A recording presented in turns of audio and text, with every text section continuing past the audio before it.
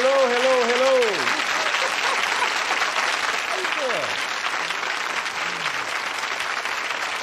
How you doing this evening? Thank you very much.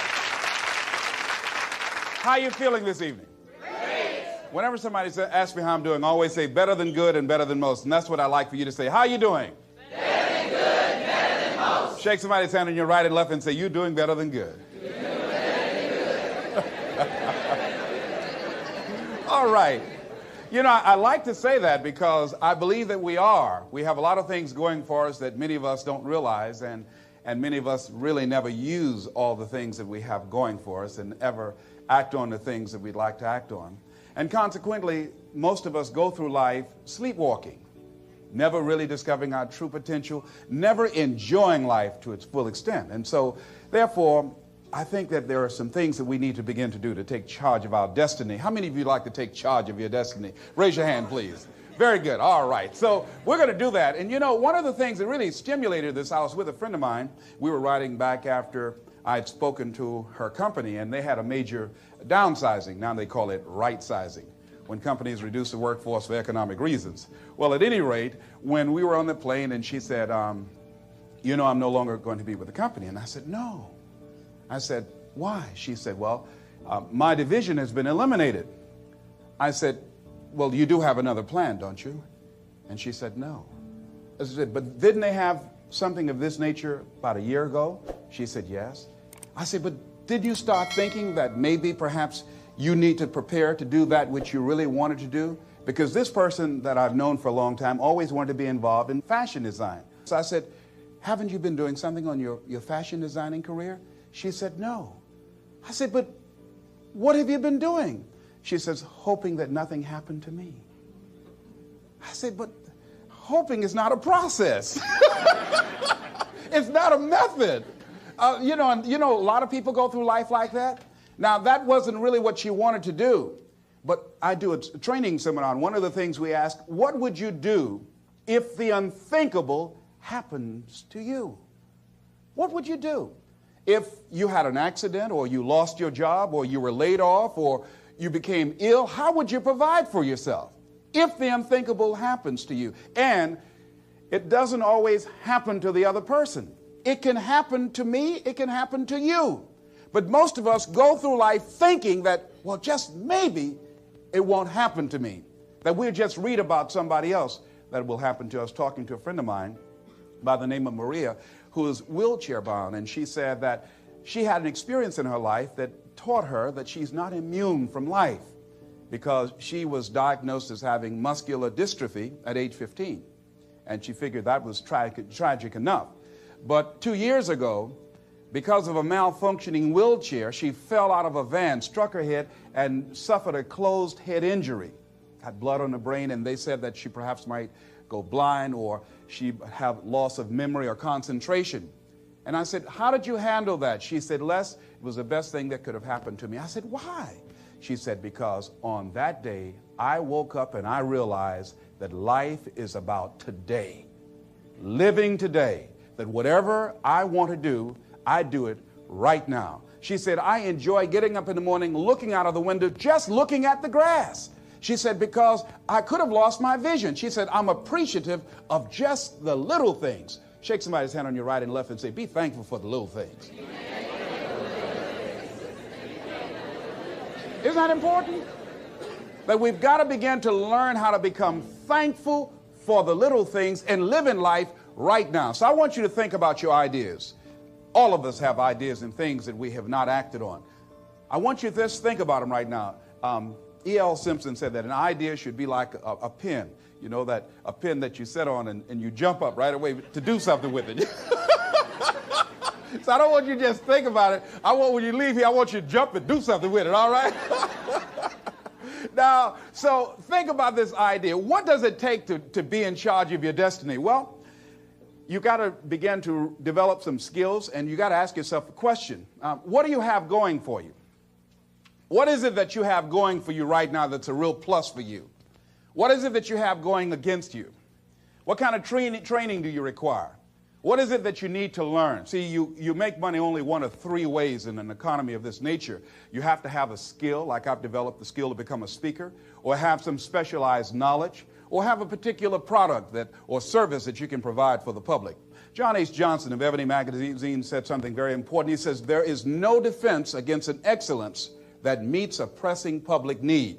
So any idea that you have, it must fulfill a need for somebody. Once you think about it. Now here's the next step. Don't worry about the fact that you don't have all the things you need in order to make it happen. Decide that you're going to do something about it. Become an active force in your life. See, you've got some talents and abilities right now you have that if you don't challenge yourself to use those talents and abilities, you'll never ever discover the full effect that they can have on achieving all the things that you want to achieve. Most people go through life never using the power they have. You have enormous power to begin to create all the things that you want in your life experience that most people go through life never using.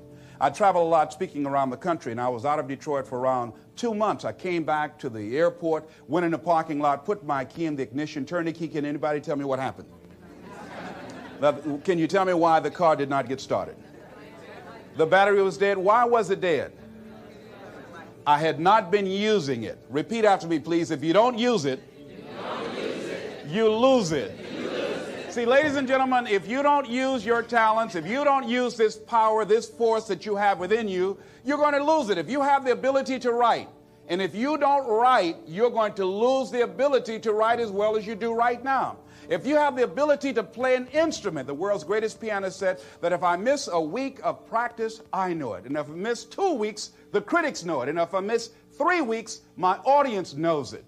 If you have the ability to draw well, and if you don't use that talent eventually, you're going to lose it. If I don't speak often, and at one point in my life, I missed speaking for around 6 months. And when I came up before an audience, I was rusty. I could not get my thoughts together. I could not have the power, the kind of confidence that I needed in order to make it happen. So whatever you want to do, whatever idea that you have, the longer that you're sitting on that idea, you're either creating or you are disintegrating. If you're not using it, your skills are diminishing every day. And there goes a second. There goes another second. And life is happening right now. But Les, what do you mean? Get your butt out of the way. So many people have gone to their graves, never discovered their true potentials because they allowed their butts to stop them. But I don't know what to do. No, that's not really true. I was on a television program the other day. A lady called in and she said, there's something I'd like to ask you. And I said, what is it? She said, well, I have this thing I want to do, but I've been unemployed. I lost my job for 2 years. I haven't been able to find a job. I don't have the money and I don't have the contacts and I really don't know what to do. I said, excuse me. I said, the fact that you don't have the money or the contacts really is not the issue. I said, what's the real issue? She said, what do you mean? I said, what's stopping you from doing what you want to do? She said, well, I don't know. I said, but if you did know, what would your answer be? She said, well, I think maybe I'm afraid. I said, what are you afraid of? Maybe I might fail.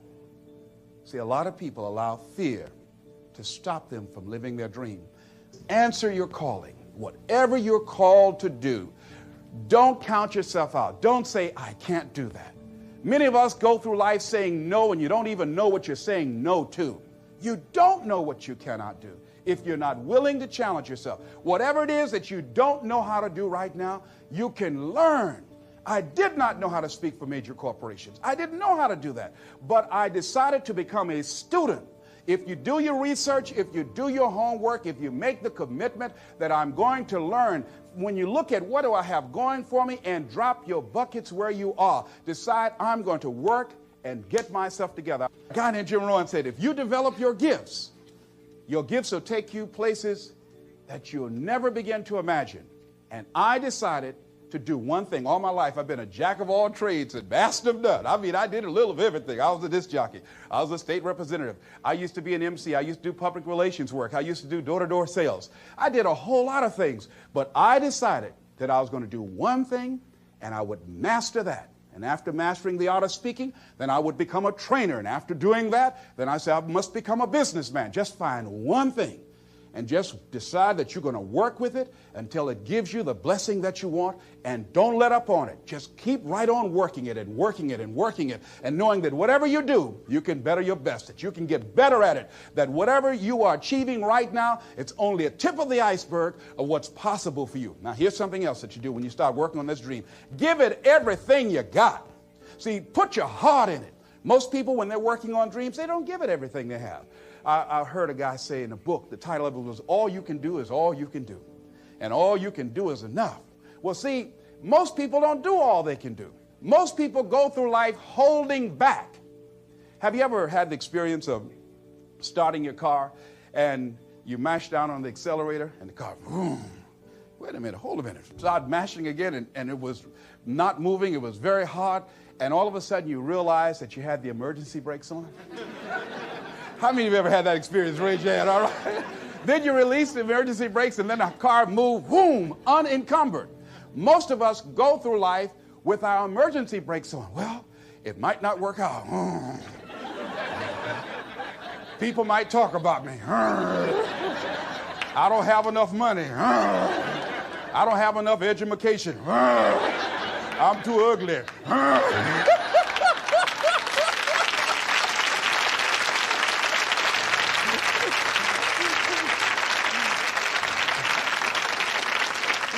Shake somebody's hand on your right and left and say, what you have is enough. See, you know, there are two kinds of people in life. There are winners and whiners, you know. Most people go through life just whining. I didn't have enough money. I didn't have good credit. They didn't like me, you know. No, life is not about that. See, the major key to your taking charge of your destiny is you. I mean, if you have the credit of Ross Perot, that will help. All right? If you got somebody to co-sign for you, that will help. If you happen to be handsome, that will help, you know. If you have people who will support you, that will help. But all of those things are secondary. The major key to your taking charge of your destiny is you. It's you. And even though you might not have all the things going for you that you would like, you have the power within you as you begin to develop your consciousness, as you hold the vision of what it is that you want to do, as you decide to answer this small voice within you. Because as you respond to this voice that's telling you you ought to do this, the way will come, ideas will come to you. You will begin to attract things you need and things that you don't even know that you need right now.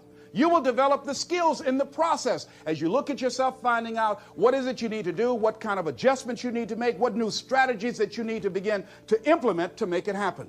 But if you don't put yourself out here, if you don't become actively involved in life, if you hold back on yourself and continue to procrastinate, when I saw a speaker who I said, I know if this guy can do this, I know I could do that.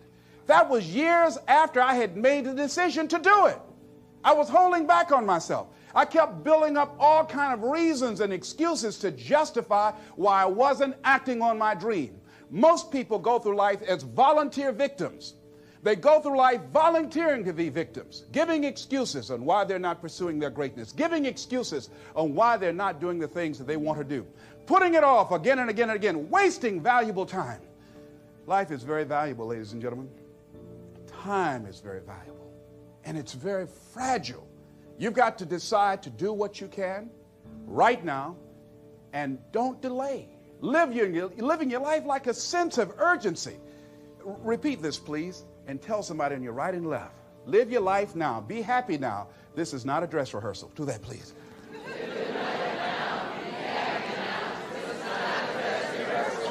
This is your Super Bowl. Do you know there are people who put more emphasis and more energy into a sporting event or dancing or entertainment than they do on their dreams? They have more interest in who won a particular game than where they are in relationship to their goals and their ambitions and developing themselves. So you want to begin to get your priorities in order. Ask yourself the question, the people in my life right now, are they contributing to my growth and development? Are they making me a better person? What I'm doing right now, is it nourishing me? Does it empower me?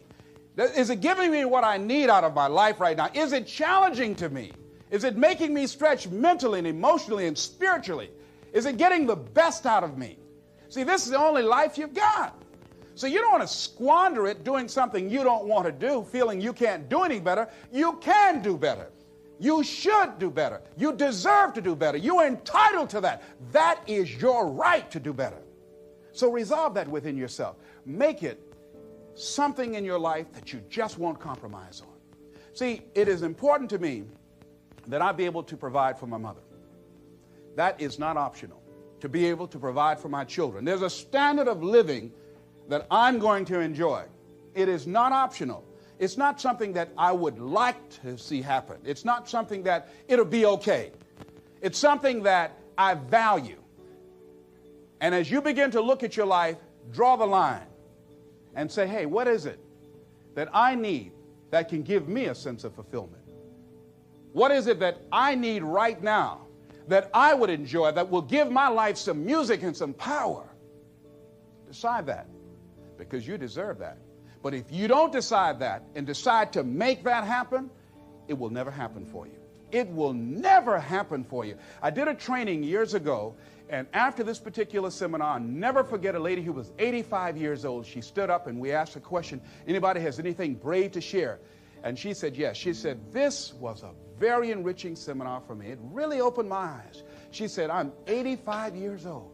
She said, all my life, she said, I sacrificed my dreams for everybody else, for my family, for my husband, for my children.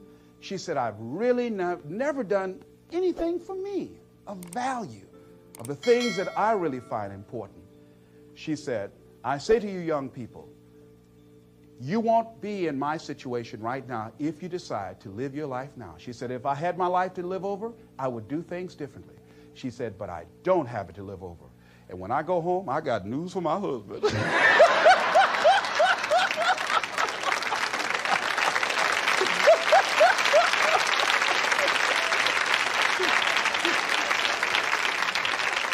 So repeat after me, please. I'm going to live my life now. I deserve that. I deserve that. Okay, now here's something else I want you to realize. Things are going to happen. You've just got to handle it. My goddaughter, Nika Williams, who lives in Columbus, Ohio, just this past week, 3 children in her neighborhood that she went to school with were sitting in a car talking. An intoxicated driver lost control of his vehicle and ran into that car and killed those 3 kids. The children that they went to school with experienced pain and grief and shock, but they became actively involved in putting together the funeral services. And I talked with her. I said, how you doing, Anika? She said, I miss them. She said, but there's something that I realized, that many of the relationships we have in life, we take casually. And we don't say all the things that we really should say and do all the things with people that mean something to us that we really should do. And she said, I'm going to miss them. But it's really alerted me about how unpredictable life is. And so now she's going to become a very sharing person, more so than ever before, and all of the other young people that were involved. But they were handling it. And as you begin to look at your life, decide to handle things. When you decide that you want to begin to take control of your destiny, there are going to be some sacrifices that you're going to have to make. There'll be things that you're going to have to decide, I got to give this up. I've got to let this go. Many times you will have problems in your personal relationships. When I decided to become a motivational speaker, I was gone sometimes for weeks when I left home before coming back. And I'll never forget, I did a big major rally for a guy by the name of Dexter Yeager, a big Amway rally called Free Enterprise Day. And after speaking, people were chanting, we want the motivator, we want the motivator. Well, I was excited. So I ran back to the phone after I came off stage and I called the young lady that I was dating then. I said, look, I wiped them out. They love me. They were saying, we want the motivator. Listen, they're saying, we want the motivator. We want the motivator. So she said, Les, I need to tell you something. I said, what? And I heard a voice in the background said, hurry up and tell him. I said, who's that? She said, Les, you've been gone so long. I said, yes, I've been working on a dream. And I'm sorry, the relationship is over. What? You gotta be kidding me. I said, hang up. I said, wait. And they said, Mr. Motivator, come on. I said, hold a minute, wait. They said, Mr. Motivator, come down. I said, okay. I went outside, I looked at the people, I said, you got to have a dream that's real big.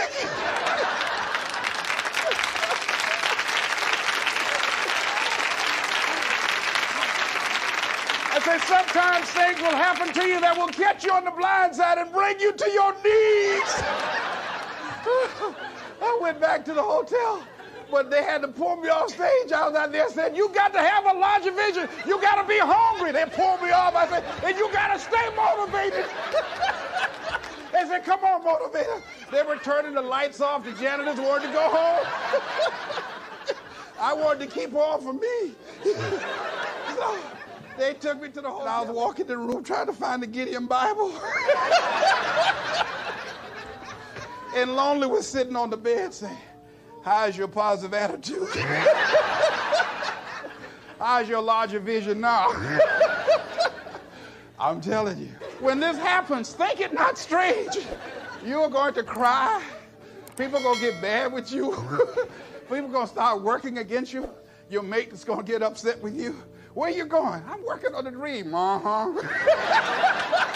I got your dream. You ain't going to know it. People are going to start going crazy on you. Becoming jealous and envious, that's a part of the program. Understand that. See, that's why a lot of people say, no, that's all right. I pass on the dream. That's all right. I just keep on biting my nails, hope nothing don't happen. But it's an experience that opposition, those obstacles that you will encounter, that's how you grow. That's how you become stronger.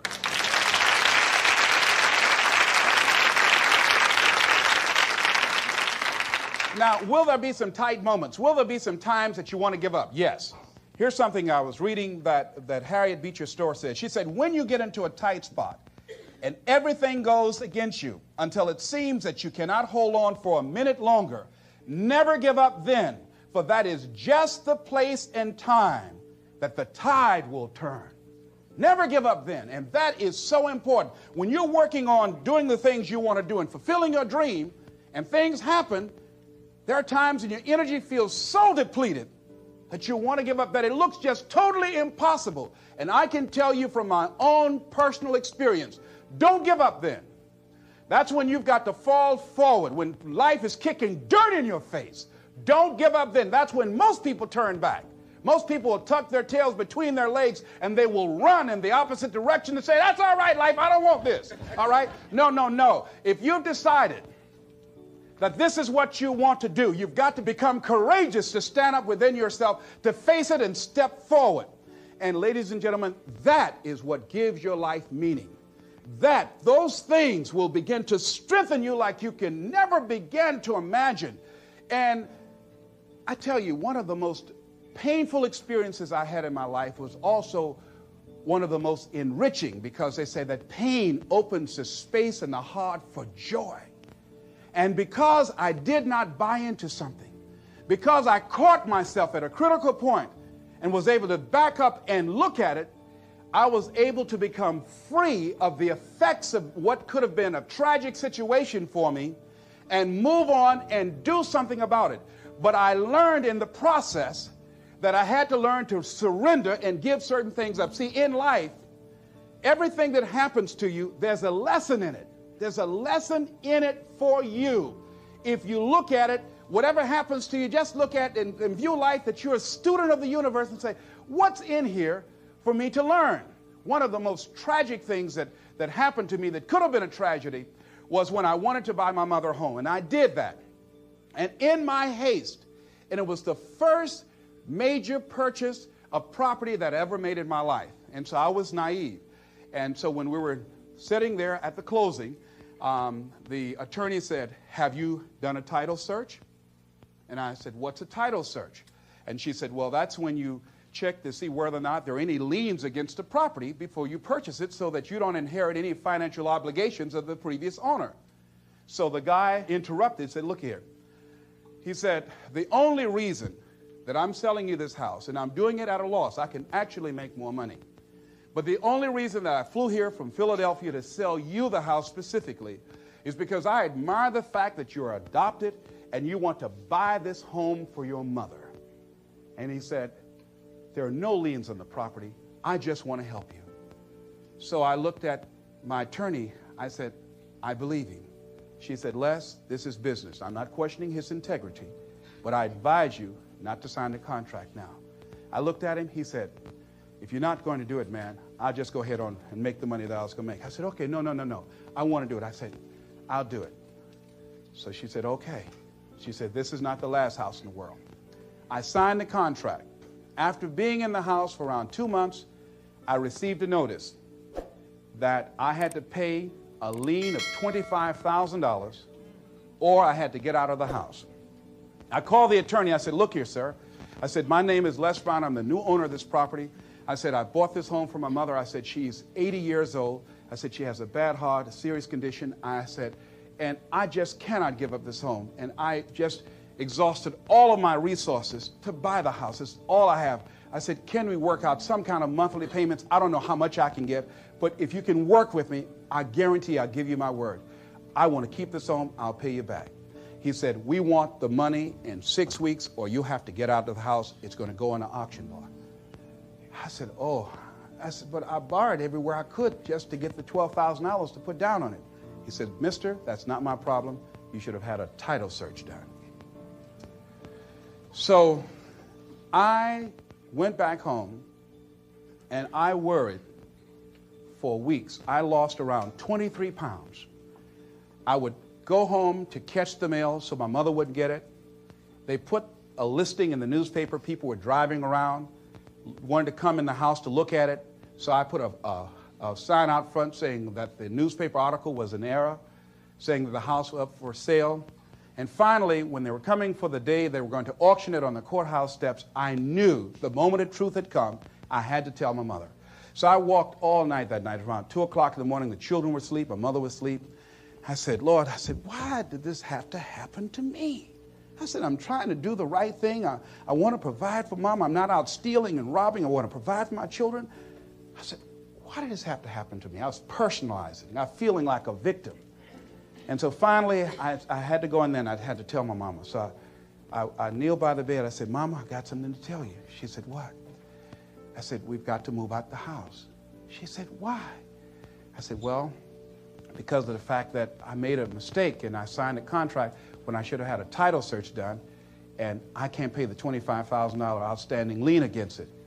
She said, good, I don't like this house anyway.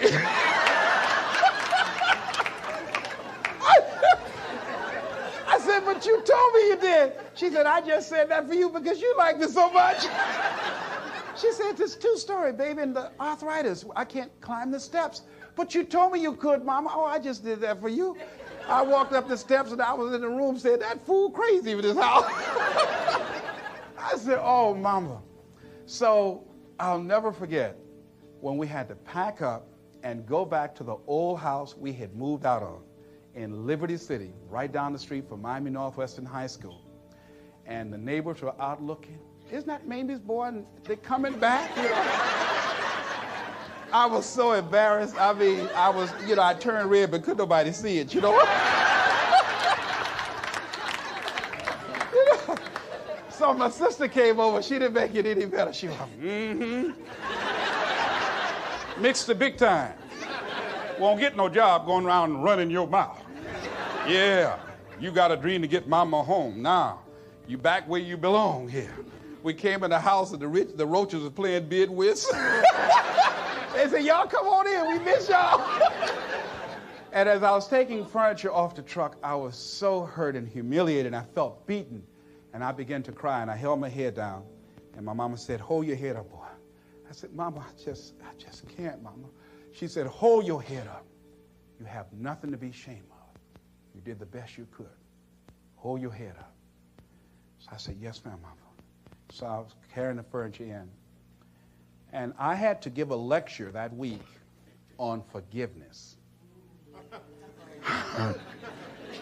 And I can't talk about anything unless I'm doing it myself.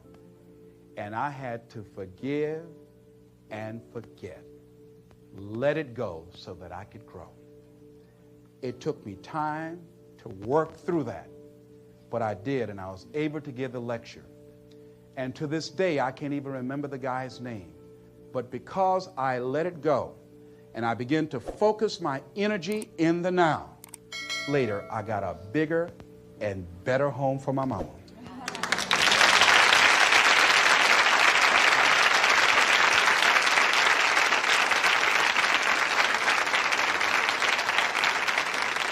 Here's what I learned from that. That was not the last home in the world. There were other homes. If I had just been willing to just let it go, he who cares less wins. And the guy called and said, you got to get out of there. If this is what happened, I could have, through worry and stress, I could have had a heart attack over a house that my mama didn't even like. Do you follow what I'm saying? So I now realize, hey, it's only things. And it's okay, they are replaceable. I lost everything except my spirit, and except the love of my mother and her respect and the respect of my children. Sure, people talked about me. Did they laugh? Yes. Did I feel humiliated? For a while, yes, I did. Embarrassed? Yes. And that's a part of it, but I didn't stay there. See, sometimes you can wallow in it, don't want to get somebody pull you out feeling good. Oh, I want to go back again.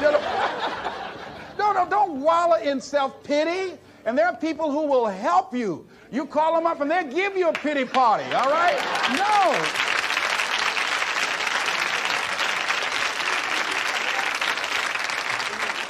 I talked the other night about some explorers that were in Africa.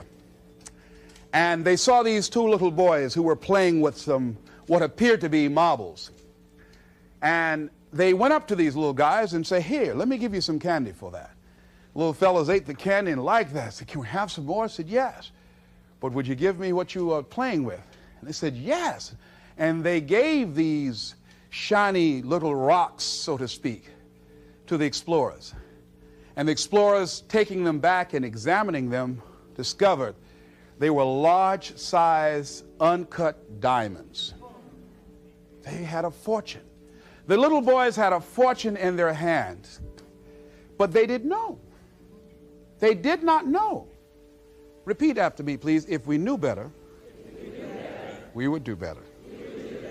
See, there are many of us, we work for people and sometimes put in 60 and 70 hours a week. Why? Because we have the ability, the talents, and the skills to contribute to the long-term growth and development and profitability of the company. Do we do that for ourselves? Oh, no. Why? Well, we say, well, I've got security. There's no such thing. It's an illusion in your mind. We go through life creating these illusions for ourselves. But it doesn't mean that you can't strategically work on something else on the side. Develop some hobby of passion and find ways that you can begin to create some alternative methods of providing wealth for yourself. See, money is not important to me, but Rita Davenport said it's right up there with oxygen. But it is important to me that it not be important. I got that from Rhea Steele. That's important. It is important to me that it not be important. Make it important to you to live your dream. See, how many of you fly airplanes? You've been in an airplane? Raise your hand right. How many of you ever lost your luggage? Raise your hand, please. Raise your hand. All right, very good. Now, how many of you, if you knew your chances of getting to your next destination were as good as your luggage, would you still get on an airplane? No hands went up. You know why? You know why you could get on an airplane where your luggage is supposed to go and you show up and your luggage does not show up? Because the airline has made human cargo getting to the destination important, more important than the luggage. Aren't you glad? She said, yeah, I ain't gonna fuss no more. So as you begin to look at life, as you begin to look at the things you want to do, decide that you're going to become the active force in your life. Decide that you're not going to go through life feeling like a victim. Decide that when things become challenging, and they are, that you're not going to personalize it, that you're going to look at it and you do whatever you must do in order to work things out and learn from it.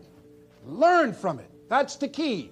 I like what Charles Udall said. He says, in life, you will always be faced with a series of God-ordained opportunities, brilliantly disguised as problems and challenges. If you've lost your job, don't say that I've been laid off. Just say, I've been given an opportunity by the universe to find my life work.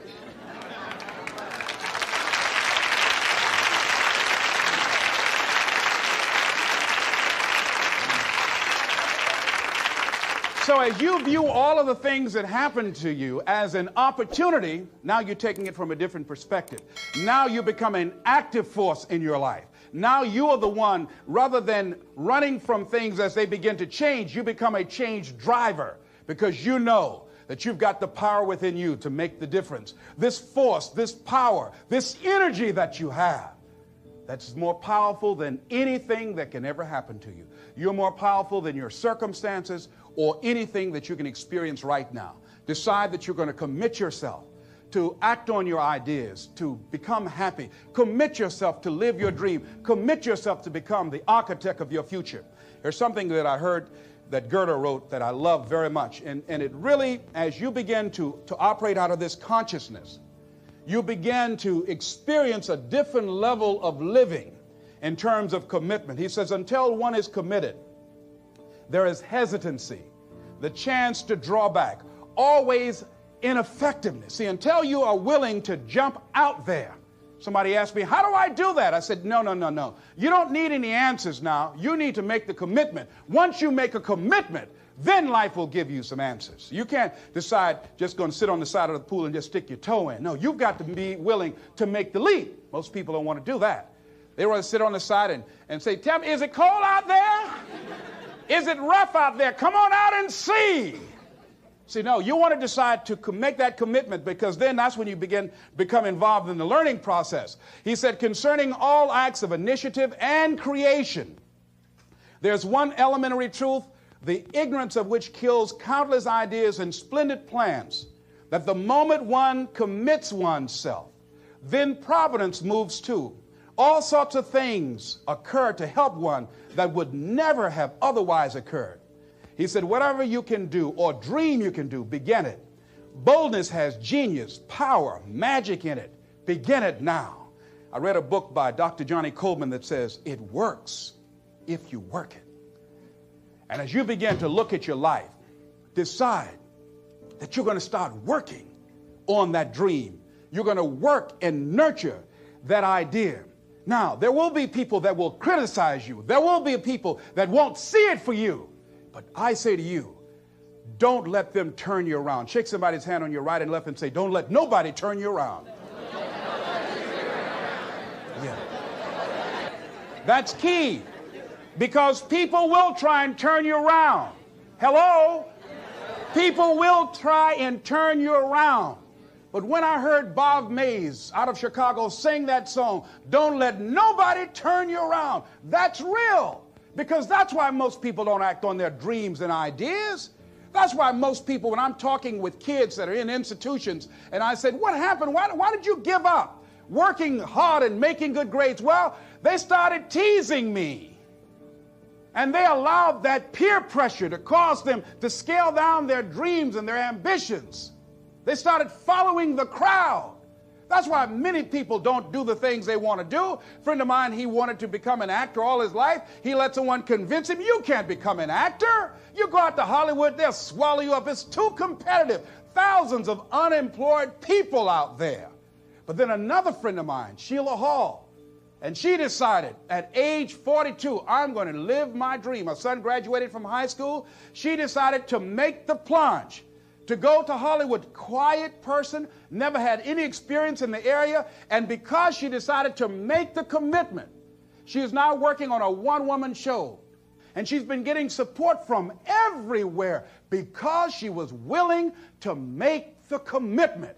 This other guy is far more talented and skillful, but he wasn't willing to make the commitment. So he goes to work every day to a job that's making him sick because he doesn't have the guts or the boldness to stand up in life and say, I'm going to live my dream. I'm going to commit myself to live out what's in me. I heard Dr. Johnny Youngblood say, I must live what's in me. I said, why do you do this? He said, I got to do it. I got to do it. And I'm saying, find something in your life that you say, hey, it might not work out, but I got to do this. Why? Hey, it's the one thing I love. It's my peace. It's my thing. You don't understand it? It's all right. It's all right.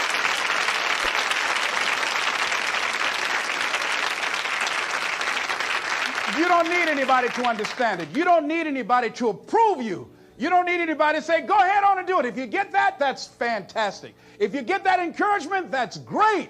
But I say stand up within yourself boldly and say, this is my life. I'm controlling my destiny. This is Mrs. Mamie Brown's baby boy, Leslie Calvin Brown, saying it's been a plum-pleasing pleasure as well as a privilege. Thank y'all here.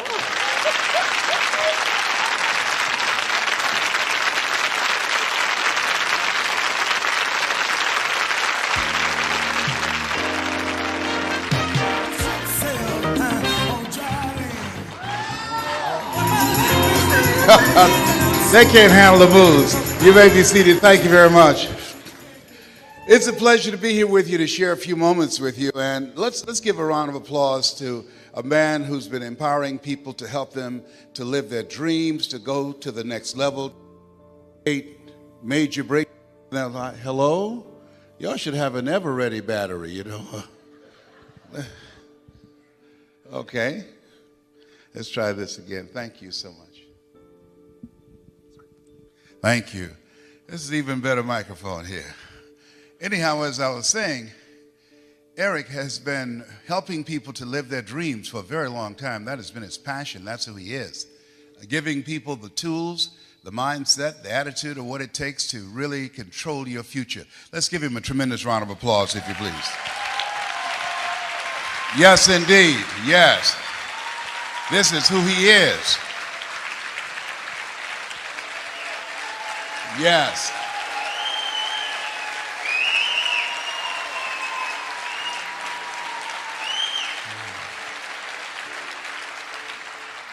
That's my brother from another mother. How many have major goals you'd like to achieve? Raise your hands, please. Very good. I like seeing that. I always like to ask that question, how many of you have major goals you like to achieve? Then I follow up with another question, because this is a crucial place in my life. Just came from the memorial services yesterday in Plano, Texas. Zig Ziglar, I remember when I first saw him speak, I knew I was looking at my destiny. I love helping people, and my goal was to be on stage with Zig and Dr. Norman Vincent Peale and Jim Rohn. These guys have gone on to the next level, but that was my goal and dream, and I was very fortunate to achieve that at a very crucial point in my life. This industry has really contributed a great deal to me. I go way back in multi-level marketing from the days of a company called Best Line Products, a guy named Bill Bailey. He was one of the mentors of Jim Rohn, one of the greatest speakers on the planet, and Holiday Magic. At this stage of my life, and I think about all of the things that I've done, I can tell you unequivocally, to dreamers, there's no business that will contribute to your growth and development more than this industry. There are several power strategies I'd like to share with you, but with the limited time that I have, I want to drill deeply on 3 of those that you will have as a result of being a part of this industry. Because what this industry allows you to do, and I want you to write this down. Number 1, it secures your future. It secures your future. Number 2, it will stretch you. You develop some new skills, people skills. You're a dreamer, you can't make your dream happen without building people. As I reflect on my life, 15 years ago I was diagnosed with prostate cancer, given a 2 to 3 year prognosis. And the skill set that I developed in multi-level marketing allowed me to generate enough income that I could focus on my health, take care of my mother. I'm adopted. I was born in a poor section of Miami, Florida called Liberty City. The other thing it did, it expanded my vision of myself. This is a time that as you look at yourself, there's no such thing as job security. How many of you know that? Raise your hands, please. And it instilled in me a sense of confidence, a strong sense of self. When you have a strong sense of self, that gives your life a sense of purpose. Your life has a sense of purpose, that gives your life a sense of direction. And the economy has changed. We have switched. I remember reading a book by Alvin Toffler called Future Shock. And the things that he talked about, what he predicted, we're living that right now. The 40-40 plan is gone, where you can go to college and graduate and get a job and work 40 hours a week doing the same thing for 40 years. That's gone. 73% of the college graduates, when they graduate, unable to find a job, they move back home with their parents. What multi-level marketing does, it empowers you and gives you the ability to create your own job. It gives you the ability to create your own destiny.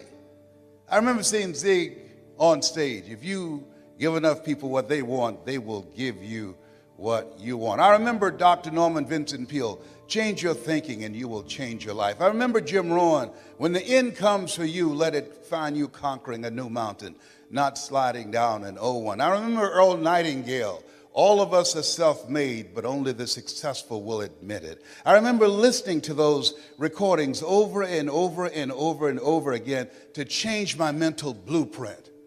I was born in a poor section of Miami, Florida called Liberty City with a twin brother, and in an abandoned building on a floor. And when we were 6 weeks of age, we were adopted by Mrs. Mamie Brown. Whenever I speak, I always say, all that I am and all that I ever hope to be, I owe to my mother. So I signed once and said, God took me out of my biological mother's womb and placed me in the heart of my adopted mother. Mama was a domestic worker. She worked on Miami Beach. She made up beds and cleaned homes. She cooked for families, weighed the food left over from the families that she cooked for. My mother could bake too. Mama could bake a sweet potato pie so good you couldn't eat it with your shoes on. You had to take your shoes off so you could wiggle your toes. We wore the hand-me-down clothes of the children that Mama kept. These families are kind and generous. They would say, Mamie, whatever food is left over, you can pack it up and take it home to those children that you have adopted. When I ask you how many have big goals and dreams, I want to ask you to think about your goals and dreams in 3 areas. Number 1, what's some personal goal that you have for someone that you love? My first major goal was to buy my mother a home. That's what I wanted to do. I remember walking around these big, beautiful mansions before catching the bus going back to Liberty City and Overtown in Miami and said, Mama, she said, what is it, Leslie? When I become a man, I'm going to buy you a big, beautiful home just like this. How many have somebody that you like to do something for that's personal to you? Raise your hands, please. Very good. I want you to think about that. I'm going to share with you some strategies how you can make that happen. Next thing is I want you to think about your financial freedom number. That when you reach that number, when you earn that amount of money, that you will feel a sense of relief. It take a lot of stress out of your life. It give you more time for yourself and for your family. And what that number is, if you wrote it down or if you're thinking about it, I want you to multiply it 100 times. And the reason that I want you to do that, I have found in my own life that most people fail in life not because they aim too high and miss. Most people fail in life because they have done what I did for the first part of my life. Aim too low and hit. And then I want you to think about your social contribution. I believe that we live in the greatest country in the world that allows us to live a life of contribution. Horace Mann said we should be ashamed to die until we've made some major contribution to humankind. One of the goals I have is to reduce the number of women who die from breast cancer. My mother was a 22-year breast cancer conqueror. One of the goals I have, every time I get on stage, I tell men that I was diagnosed 15 years ago with prostate cancer, given a 2 to 3 year prognosis. One of the things I believe doctors should never tell someone they're terminally ill. What they should say is that my ability to help you has terminated.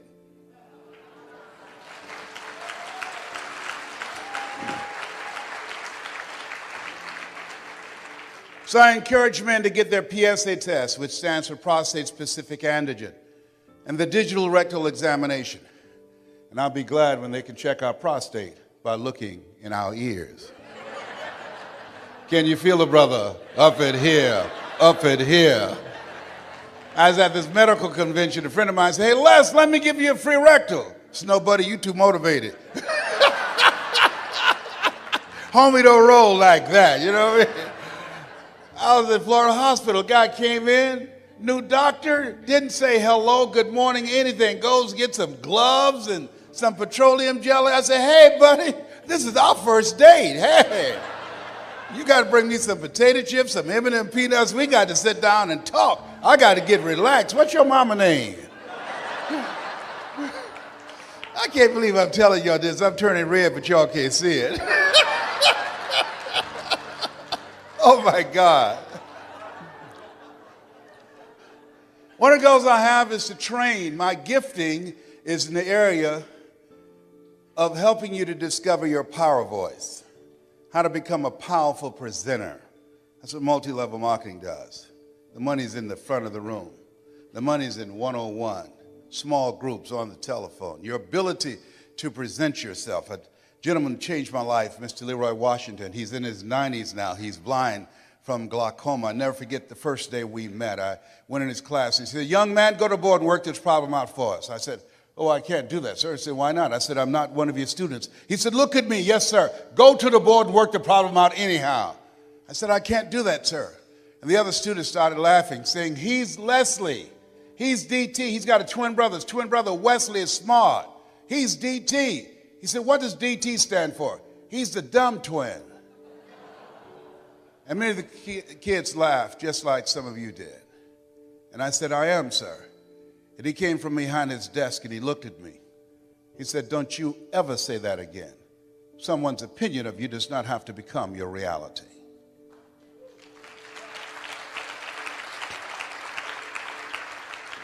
That was the turning point in my life. On one hand, I was humiliated, but on the other hand, I was liberated, because he looked at me with the eyes of Goethe, who said, "Look at a man the way that he is, he only becomes worse. But look at him as if he were what he could be, then he becomes what he should be." I want you to shake someone's hand on your right and left and look them in the eyes and say, "You have something special." Do that right now.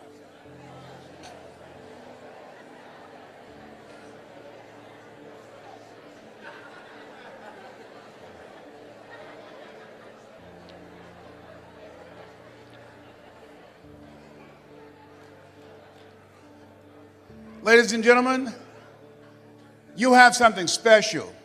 I don't know you, but here's what I know about you based upon my own experience. You have something special. You have greatness within you. You have the ability to do more than you can ever begin to imagine. Just the fact that you showed up, the fact that you said yes to this industry, it says a lot about you. You're uncommon, because it means that you have a sense of taking responsibility for your own life. George Bernard Shaw said the people that will make it in this life, they look around for the circumstances that they want, and if they can't find them, they create them. You have something special. You have greatness within you. You've experienced setbacks and disappointments like everybody else in the economy, but you're operating out of the thinking of one L.C. Robinson, who said things may happen around you and things may happen to you, but the only things that really count are the things that happen in you. You have something special. For some of you, it was a struggle to get here. You couldn't afford to be here, but there's something in you that said, "I can't afford not to be here." You have something special. You are uncommon. One great American said, "I choose not to be a common man. It's my right to be uncommon if I can. I seek opportunity, not security. I don't wish to be a kept citizen, humbled and dulled by having this estate look after me. I want to take the calculated risk, to dream and to build, to fail and to succeed. I refuse to live from hand to mouth. I prefer the challenges of life to the guaranteed existence, the thrill of fulfillment to the still calm of utopia. I will never cower before any master, nor bend to any threat. It's my heritage to stand erect, proud and unafraid, to face the world boldly and say,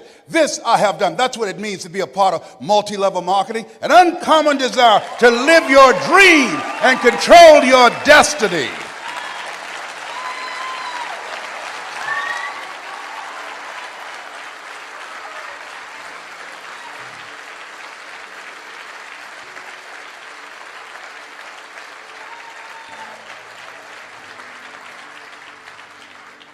There's something in you that says that you're not sitting back waiting to see what politicians will do for you.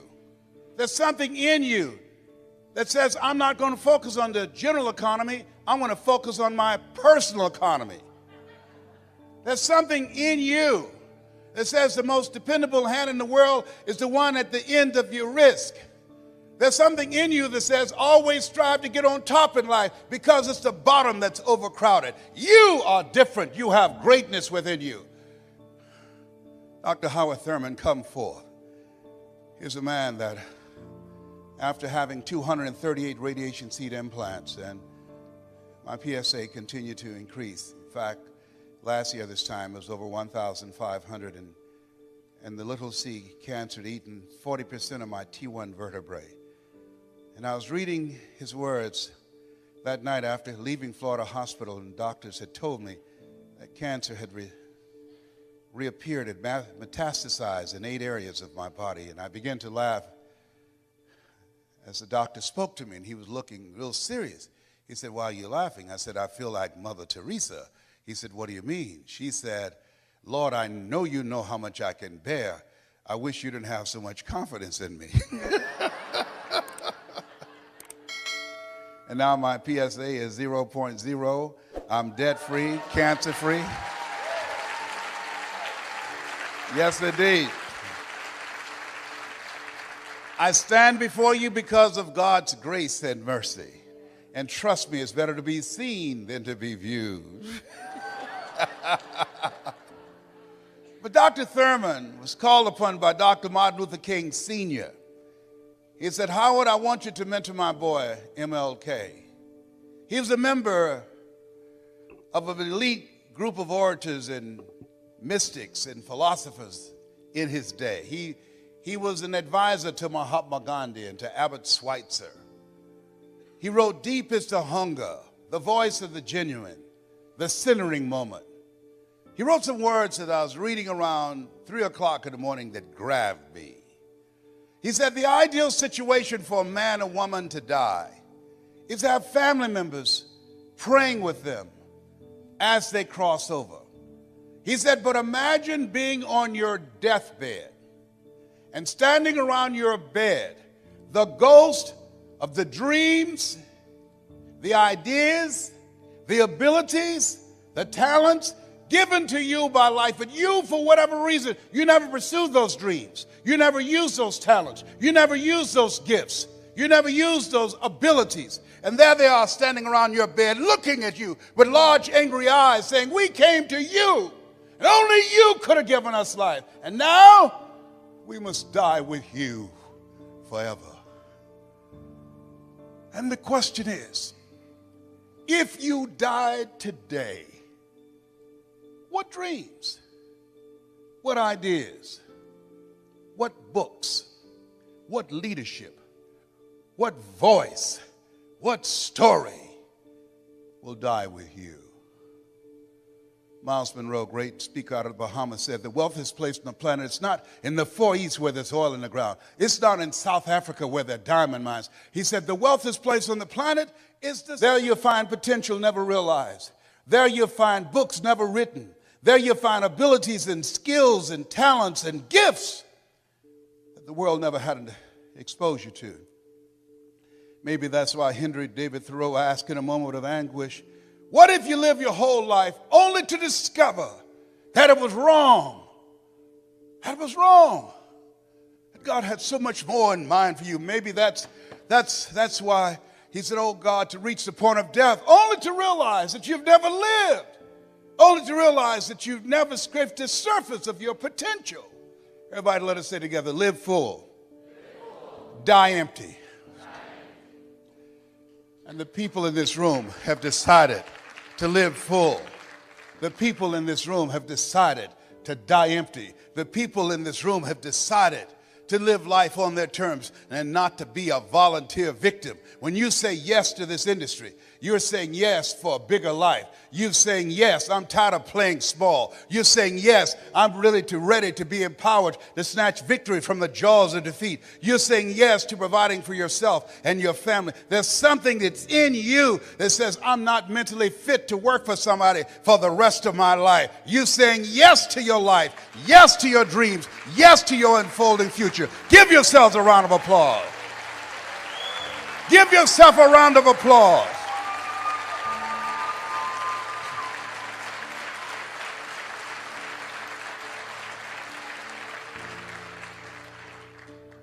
I didn't do this for years. I would go in the balcony of auditoriums and watch Jim Rohn and Dr. Dennis Waitley and Zig Ziglar. And my heart would beat so fast because I love helping people. How many of you love helping people? Raise your hands. I love helping people. And my heart said, I can do that. But then when I would leave there, and as I was walking to the car, my mental conditioning began to speak. And it would say, Les Brown, you can't do that. You don't have a college education. Les Brown, you can't do that. What makes you think that you have something to say that somebody would listen to you? Les Brown, you can't do that. What makes you think that you can speak for AT&T, Procter & Gamble, McDonald's Corporation, IBM? You've never worked for a major corporation. Les Brown, you can't do that. You were adopted. You don't even know who your parents are. How many of you ever thought about something you wanted to do? You felt it in your heart, and then your mind talked you out of it. Raise your hands, please. I convinced myself that I couldn't do it. I learned something from that experience. Whenever there's an argument between your heart and your mind, follow your heart.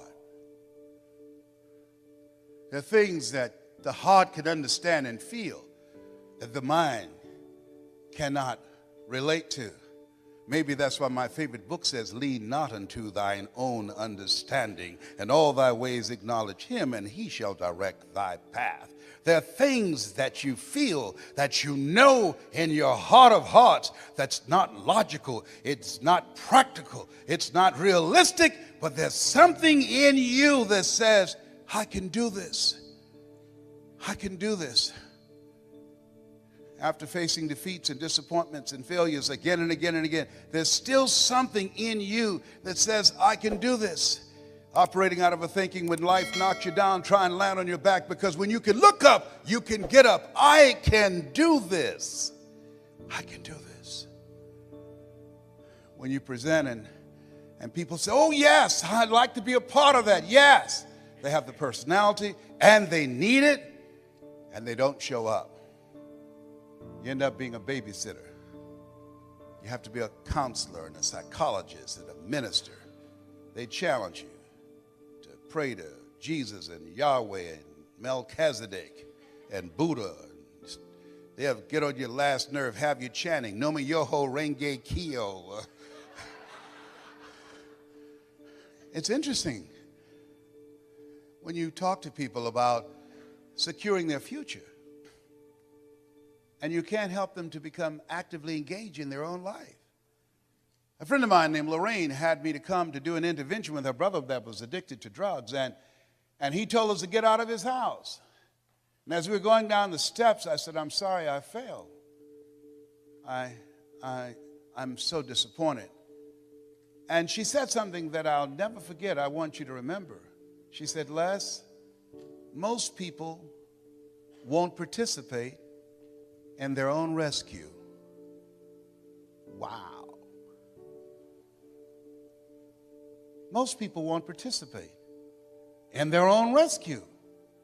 You have a vehicle that will allow them to create their own job.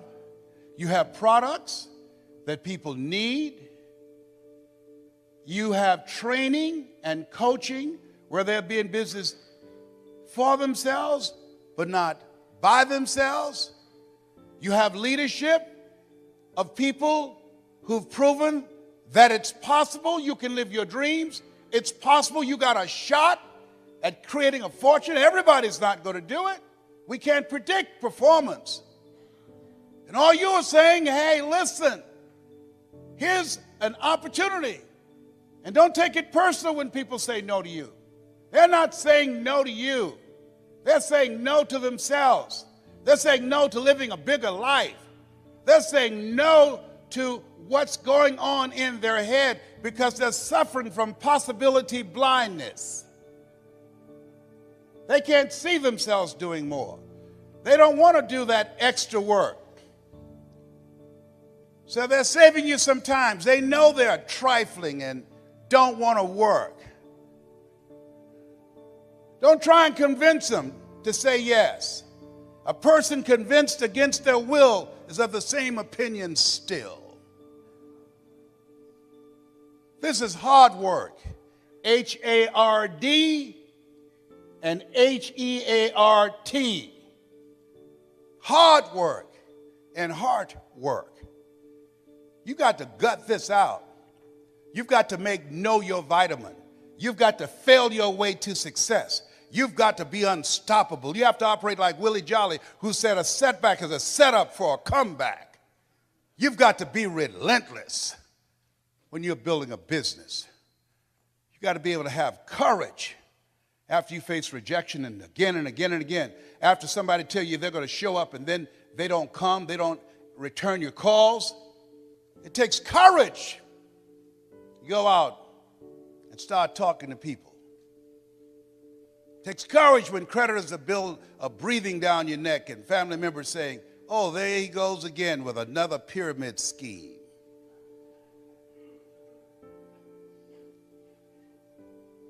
Am I making sense to you? What I'm doing. I didn't do this for 14 years because I didn't have the courage. I was afraid of being rejected because I don't have a college education. I had a tremendous inferiority complex. And something else. In order to make this business successful, to go from a 9 to 5 to 5 until you faint, it's a different mindset. It requires a radical change. How many of you know that it's hard building a thriving residual income on a monthly basis? Raise your hands, please. Yeah. That's why most people won't say yes. It's much easier to complain about the economy. It's much easier to complain about our elected officials. It's much easier to talk about the recession. That's much easier to come up with excuses and why you can't do it. That's where I was. That's where I set up station for a long time. My mentor said something to me, Mike Williams. I want you to write this down. He said, anybody can complain. He said, if you do what is easy, that's complaining. If you do what is easy, your life will be hard. But if you do what is hard, your life will be easy. Come on now. That's strong on medicine.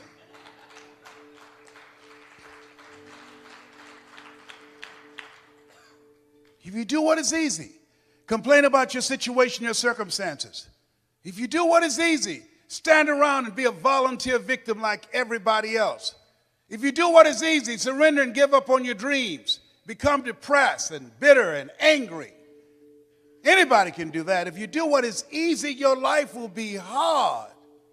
But if you do what is hard, keep coming back again and again and again. If you do what is hard, approaching strangers, talking to people in shopping malls, get up dressed every day, going out prospecting, knowing some way, somehow, with a spirit of expectation, somebody's out here looking for an opportunity. You can go outside right now and see some pigeons, but you're out hunting for eagles, and they're not common. And if you do that over and over and over again, somebody's going to show up. Somebody's going to say, I'm the one.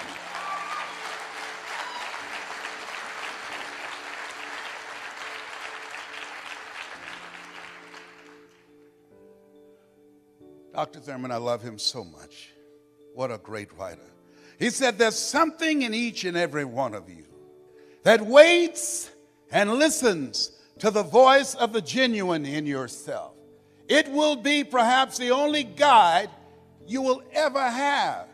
And if you cannot hear it, all of your life, your days will be spent on the ends of strings that somebody else pulls. And I submit to you that you invested the time and money to go to the airport, to fly cross country. I suggest to you, some of you drove here.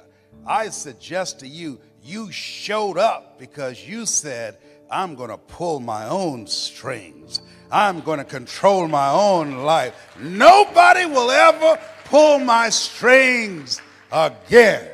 Give yourselves a round of applause.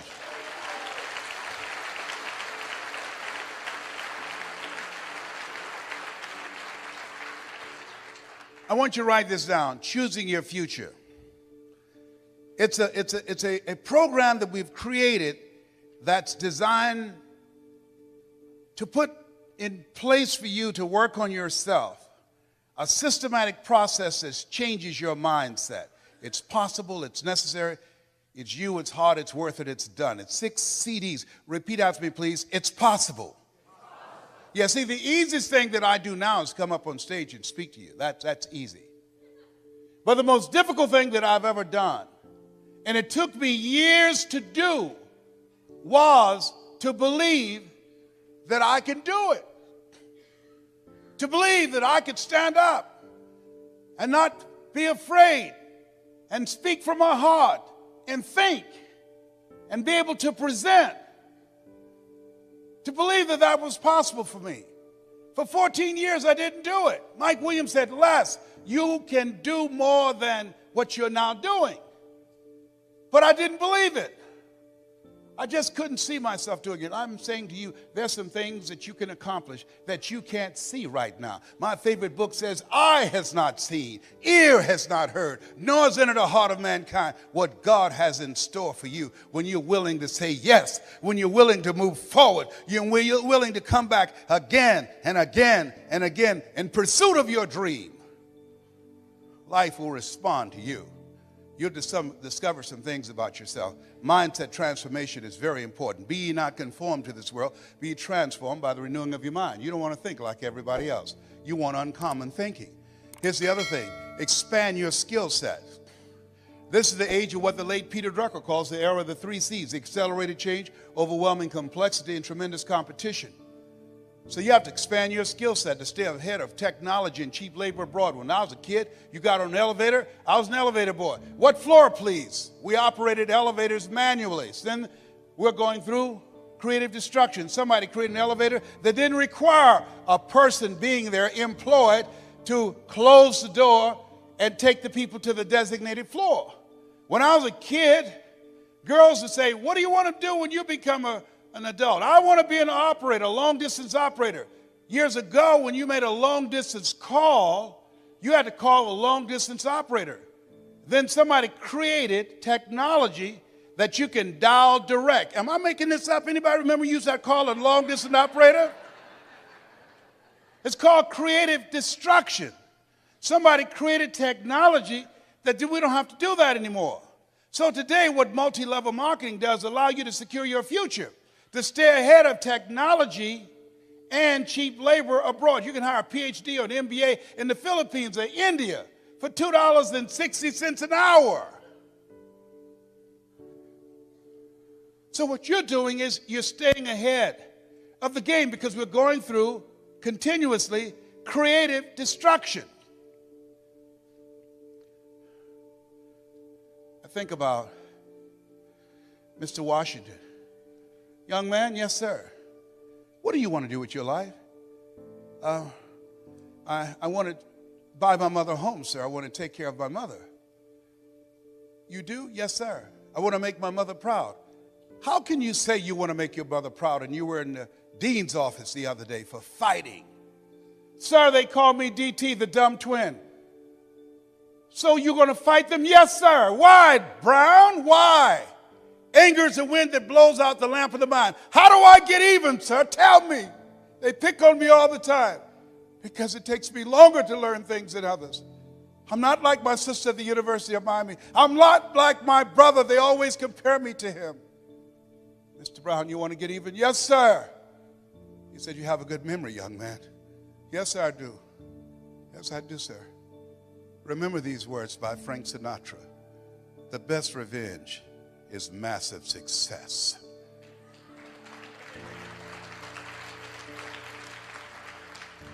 Become massively successful. That's how you become even. Thank you, sir. Mr. Brown? Yes, sir. Why did you sign those papers? What are you talking about? You're the first student in special education that was labeled educable mental retarded, put back from the 5th grade to the 4th grade. You failed in the 8th grade. I fought for you. I saw something in you. You've got greatness in you. I know you're not as fast as your brother. I know you're not like Margaret Ann, your sister. But there's a hunger in you, sir. And I fought for you to get that, and I saw your name. I couldn't believe it when you signed it to somebody else. Why did you do that? Several teachers met with me and said that you wouldn't be with me at Florida A&M University to help me. Mr. Washington, they said if I didn't make the honor roll at Booker T. Washington High School, I would not make it at Florida A&M. You've been like a father to me. I never would want to bring embarrassment to your name. Mr. Brown, I know it's harder for you. But once you learn something because of your hunger, you got it. You master it. He said, I don't care what they said. But did you believe that you could go there and graduate? To be honest with you, sir, no, sir. Not without you, sir. Mr. Brown? Yes, sir. Listen to me. Yes, sir. Sometimes you have to believe in somebody's belief in you until your belief kicks in. Sometimes you have to believe in somebody's belief in you until your belief kicks in. Whoever recruited you to become involved in their organization, they saw something in you.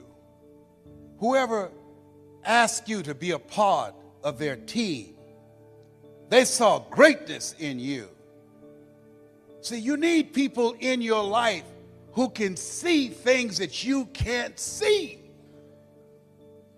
You want to find whoever got you in the business and say to them, thank you. I told Robert Boyd, who recruited me for Best Line Products, thank you, Bob. I don't know what you saw, but I'm not going to disappoint you. You find whoever recruited you, because you are looking for eagles in this business. You're not looking for people who need more. You're looking for people who want more.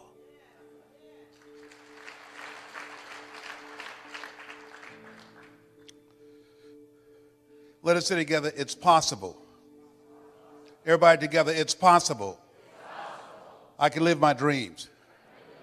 I will work on myself every day.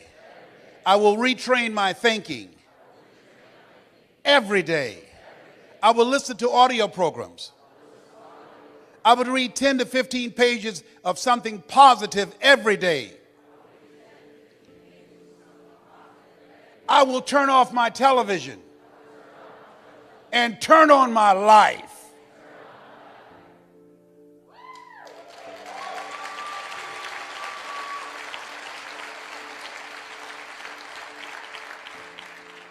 Let us say together, it's necessary. to detoxify your life. Ladies and gentlemen, how many of you are serious about reaching your goals? Raise your hands, please. Very good. Jim Rohn asked this question. Look at the people in your life and ask the question, what is this relationship doing to me? See, in order for you to go to the next level, there are some people you need to let go. Let us say together, let go, or be dragged. There are some people, because of their negativity, they're emotional vampires. They will drain you. You want to be around people that you can learn from, that you can grow from. Dr. Dennis Kimball out of Atlanta said, if you're the smartest one in your group, you need to get a new group.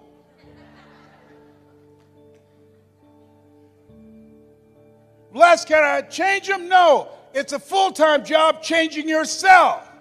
There are some people that's comfortable being negative, comfortable being a volunteer victim. There's some people that's so negative they can walk into a dark room and begin to develop. Oh, behave. My medication wearing off now.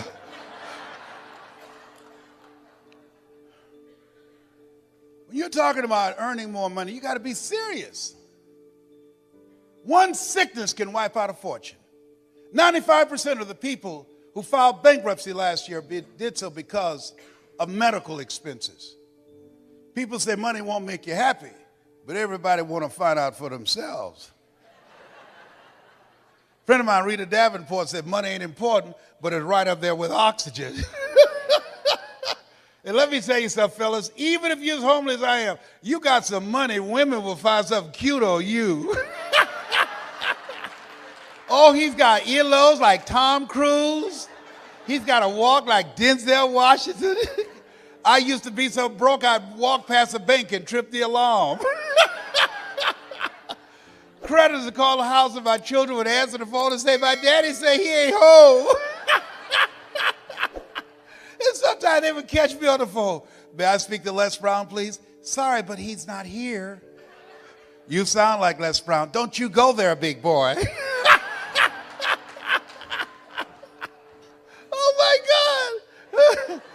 Red Fox said money can't buy you happiness, but it can make a big down payment. Oh, this thing called life. Here's something else. Write this down. You're going to fail your way to success. There are people who look promising. They're going to disappoint you, hurt your feelings. There are people who should be there to encourage you, to motivate you. They're going to be the #1 members of the discouragement club. Before things get better for you, they're going to get real bad. When you have a dream, think it not strange that you'll face the fiery furnaces of this world. You will, not you might, you will have tribulations. How many of you know that's true? Raise your hands, please. Things are going to happen to you. And don't complain. Don't go around telling everybody. 80% don't care. 20% glad it's you. Suck it up and keep on prospecting and make it happen. Life is happening to everybody. Everybody, let us say together, leap and grow your wings on the way down. See, in order to control your destiny, you've got to be a risk taker. You got to be willing to risk people talking about you. You got to be willing to risk someone saying no. You got to be willing to fail again and again and again.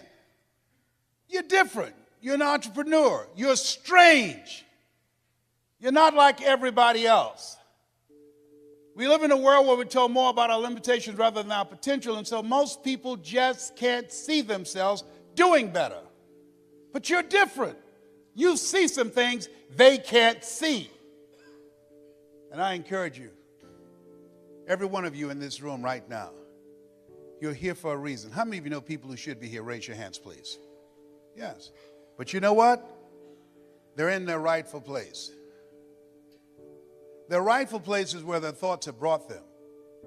Their true place is where their thoughts can take them.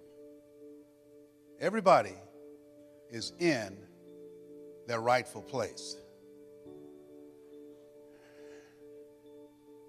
Here's something else. Seek out positive information. I want you to write this down. My Facebook page is brown.less. Every day we post a positive message there. Every day at brown.less. Because you're in this room, I want you to write this down. Because we're going to send you, we're going to do something called presentation power. And you're going to get a chance to view some videos that will give you some directions. But more importantly, I'll tell you what I'm going to send you. I'm going to send you 7 power strategies of how to be a powerful storyteller.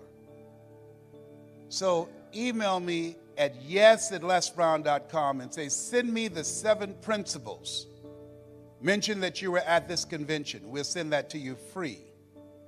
It will give you a guideline how to tell your story. When I started off this presentation, I started off telling my story.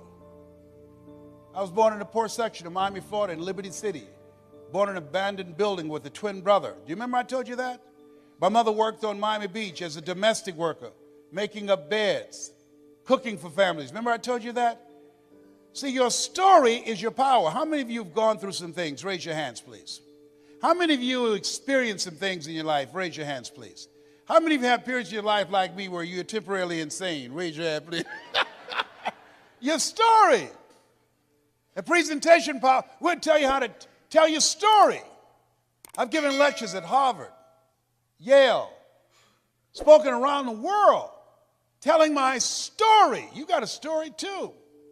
Here's what the power of the story does and why it's important in your presentation and building your organization and why it's going to give you the upper hand and how to recruit people and how many of you like to get A players? Raise your hands, please. Good. Here's what your story does. Write this down. Distract. See, how people live their lives is a result of the story they believe about themselves. When you're presenting one-on-one or a small group or in a large group, when you tell your story, you are creating an interruption. When you're telling your story about the business of being on a path of creating financial independence, you're interrupting their story, what psychologists call the self-explanatory style. So distract. Let us say together, distract. Here's the other one. Say dispute.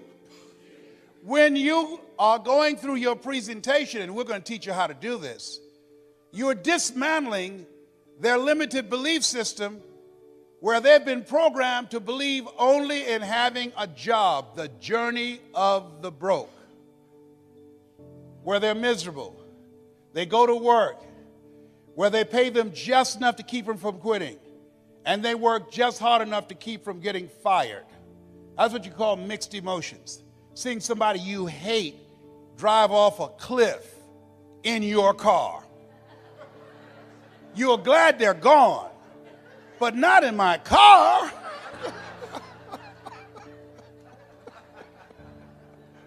Can you feel me up in here? Can you feel me? People go to jobs that they hate, 87% of Americans, and guess what? And they pray they don't get fired. That's no way to live. That's why you're here. You just said, you know what? No, I ain't going out like this. You know, I'm telling you. And people think you're crazy, and you are. You got to be crazy today. You got to be out of your mind. My favorite book said, let that mind be in you. You got to have another mind in you that says, I got this.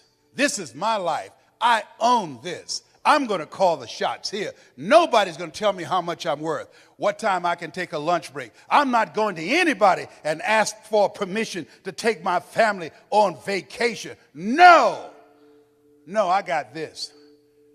I've got a vehicle that can take me to another place. That's why you said yes. Give yourselves a round of applause.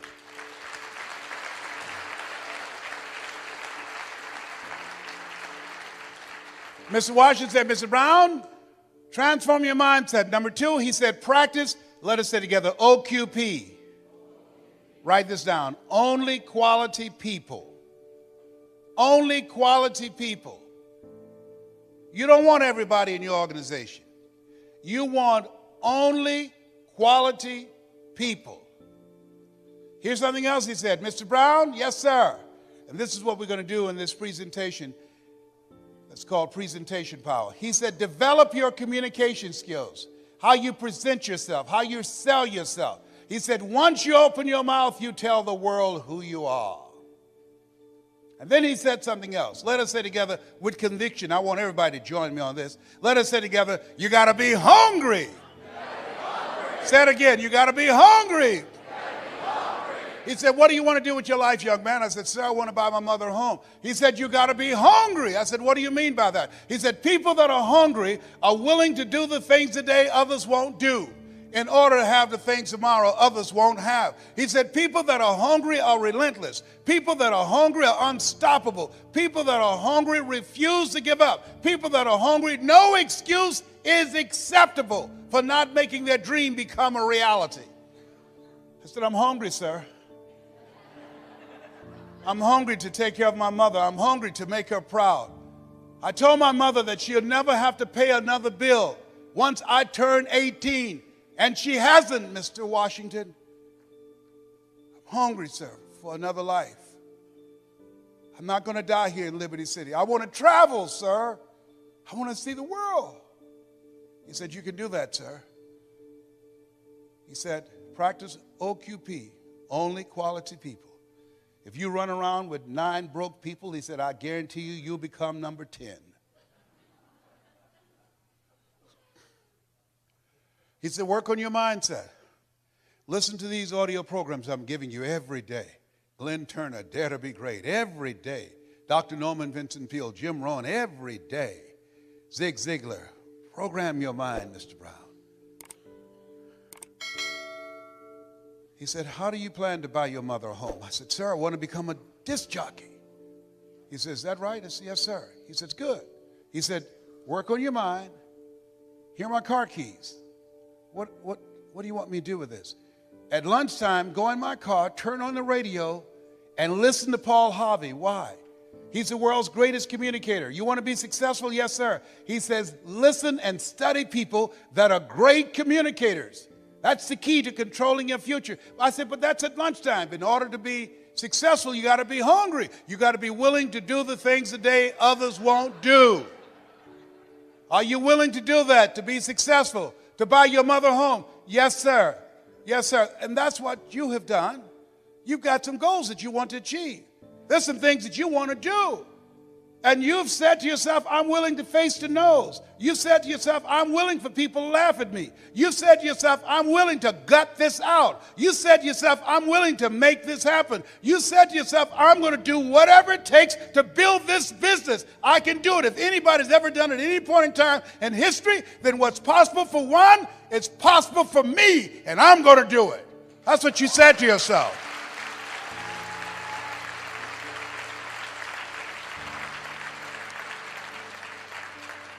He said, listen to Paul Harvey every day. So you want to be a disc jockey? Yes, sir. He said, I want you to create your format. What will your personality be? What style are you going to have? I said, wait a minute, sir. I want to be a disc jockey, but I don't have a job yet. And then he said something. He said, it's better to be prepared for an opportunity and not have one than to have an opportunity and not be prepared. He said, you got to expect to become successful. Let us say together, I expect to win. I expect to increase my recruitment.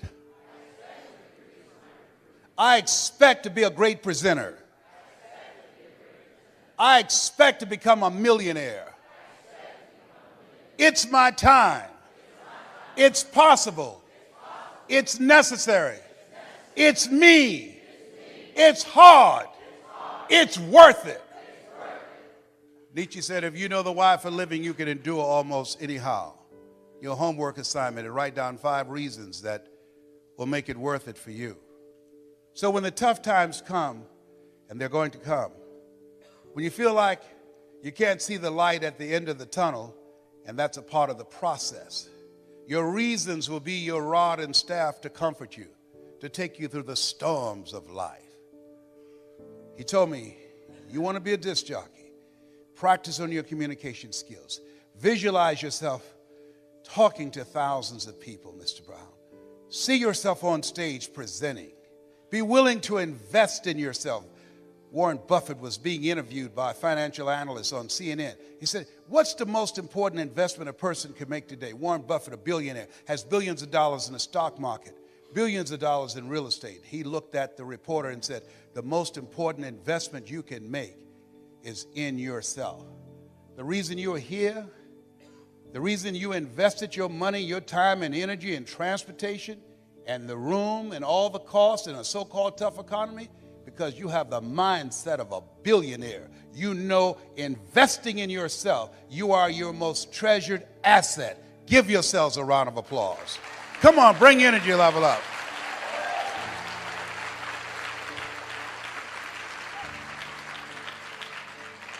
So he said, Mr. Brown, I've done all that I can do for you. You've got to go out and face the music. You go with the things I've taught you and make it happen. I went to WMBM radio station on Miami Beach. Milton Butterball Smith was the program director. Hello, Mr. Butterball. My name is Les Brown, sir. I'd like to be a disc jockey. He said, young man, you have any journalism in your background? No, sir, I don't. You have any experience in broadcasting? No, sir, I don't, but I practice every day. Let me audition for you. Let me show you how good I am. He says, no, we don't have any job for you. How many have been rejected? Raise your hands, please. I was devastated with rejection. I went back, Mr. Washington. I said, Mr. Washington. They said, no. He said, don't take it personally. Most people are so negative, they have to say no 7 times before they say yes. He said, you got to be hungry. Go back again. I said, yes, sir. I went back again. Hello, Mr. Butterball. How are you, sir? My name is Les Brown, sir. I'd like to be a disc jockey. He said, I know what your name is. Weren't you here yesterday? Yes, sir. Didn't I tell you no yesterday? Yes, sir. He said, then why are you back today? I said, well, sir, I didn't know whether or not somebody was laid off or somebody was fired, sir. No one was laid off or fired. Now get on out of here. I came back the next day, talking loud, looking happy, like I was singing for the first time. I said, hello, Mr. Butterball. How are you? My name is Les Brown, sir. I'd like to be a disc jockey. He said, I know what your name is. Weren't you here the last 2 days? I said, yes, sir. Didn't I tell you no the last 2 days? I said, yes, sir. He said, then why are you back today? I said, sir, I didn't know whether or not someone got sick or someone died, sir. He said, no one got sick or died. No one was laid off or fired. Now don't you come back here again.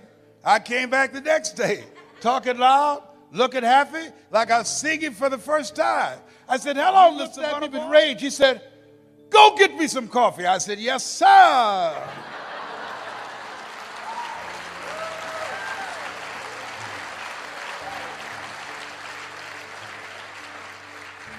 My favorite book said, the greatest among you will be your servant. So I became the errand boy for the disc jockeys.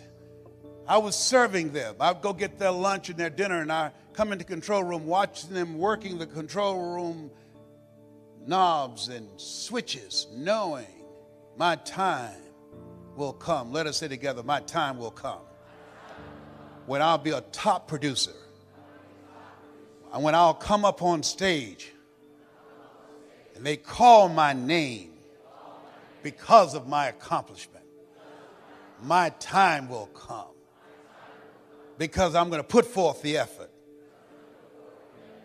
And so on the weekends when the disc jockeys would come out to the parking lot, the cars would be clean inside out. They said, hey, who did this? I did, sir. How much do you charge, young man? Oh, nothing, sir. I just wanted to help out. Write this down.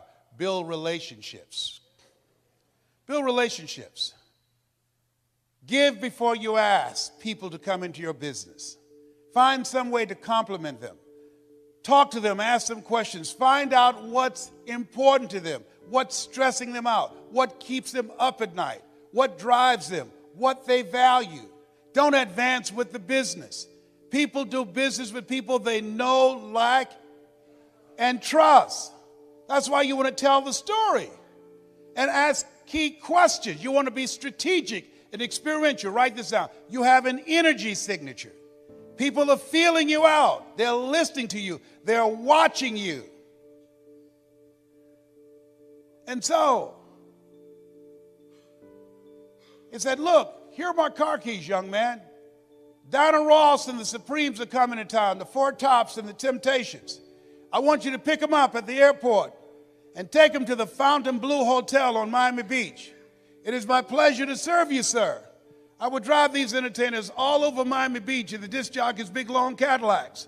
I didn't have any driver's license, but I'll drive it like I had some. Then one day, it's a Saturday afternoon, a disc jockey by the name of Rockin' Roger was drinking while he was on the air. Rockin' Roger got so drunk, he could not complete the show. He began to slur his words. He's about to fall off the chair. It's a Saturday afternoon, and I was the only one there, looking at him through the control room window, walking back and forth, young, ready, and hungry. I was saying, drink, Rock, drink. Drink, Rock. I'd have gone and get him some more if he'd asked me to. Then pretty soon the phone rang. It was a general manager. I said, hello? He said, young boy, this is Mr. Clyde. I said, I know. He said, Rock can't finish the program. I said, I know.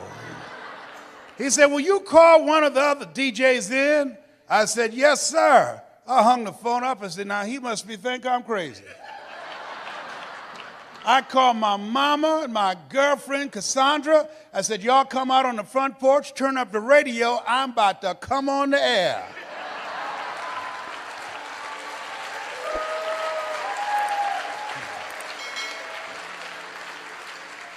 I waited for about 20 minutes and I called him back. I said, Mr. Klein, I can't find nobody. He said, young boy, you know how to work the controls? I said, yes, sir. He said, go in there and segue the records, but don't you say nothing here. I said, yes, sir. I couldn't wait to get old Rock out of the way. I put on a fast record. I said, look out, this is me, LB, Triple P. Les Brown, your platter playing papa. There were none before me, and there will be none after me. Therefore, that makes me the one and only. Young and single and love to mingle. Certified, bona fide, duly qualified to bring you satisfaction and a whole lot of action. Look out, baby, I'm your love man. I was hungry. Give the old man a round of applause. I was hungry. I was hungry. I was hungry. You got to be hungry.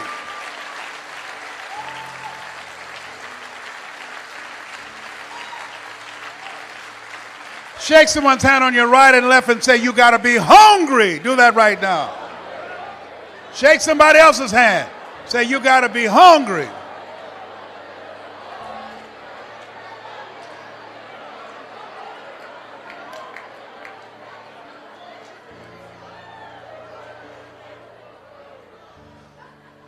People that are hungry believe if you do what is easy, your life will be hard. But if you do what is hard, your life will be easy. People that are hungry believe what Zig said when he said, if you give enough people what they want, they will give you what you want. People that are hungry believe always strive to get on top in life because it's the bottom that's overcrowded. People that are hungry are uncommon people. They are say yes to their dreams. They say yes to an opportunity where they can develop their entrepreneurial skills, where they can develop their mind and their leadership skills, where they can become versatile and flexible and create and build a business they can be proud of. People that are hungry have a vision of themselves when they leave here, leaving a legacy and not liabilities. People that are hungry understand that most people die at age 25 and don't get buried till they're 65 because they're not willing to take a chance on themselves. People that are hungry are a rare breed. They're risk takers. I don't know what you want to do. Seemed like yesterday when I was the new kid on the block. Now at 68, I'm the old timer. I used to think people in their 40s were old. Now that I'm 68, I feel like I served at the Lord's Supper. And I know I look young for 68. because I used mascara to cover my gray hair. I was over there asking Maria. I said, Marita, can you have any mascara? She said, oh, you look just fine. My kids say, Daddy, you look distinguished with your gray hair. I said, 68, I'm not trying to look distinguished. I'm trying to look young. I got to tell you this story. Don't tell anybody, please. I gave this speech at the Georgia Dome. And after I finished, it's called It's Not Over Till I Win. And after I finished, somebody came back and said, Mr. Brown, I know you're tired, and our speaker canceled. Do you have enough energy to do another program? I said, no, I'm tired. He said, we can pay you a full fee of $25,000. I said, the Lord is able.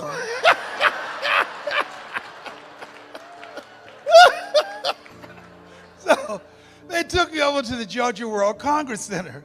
And it was an intimate setting. People were very close to the stage. So I looked in the room, and then I went in the restroom and got my little Mademoiselle mascara out to cover my gray, in my mustache and everything. So I came in the room. The lady wanted everybody to know that she knew me. So she said, there he is, Les Brown. I came up on the stage. She holds her cheek out for me to kiss it. I kissed her on the cheek and left this big black smudge on her face.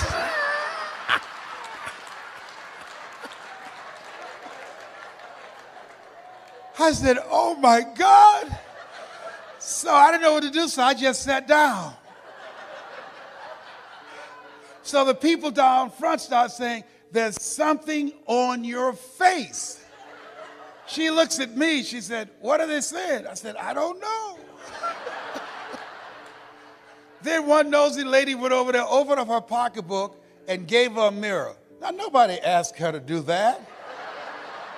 Getting in the Kool-Aid, don't know the flavor. She looks and see the big black smudge on her face. She said, how did this get here? I said, I don't know. You think maybe some of this rubs off?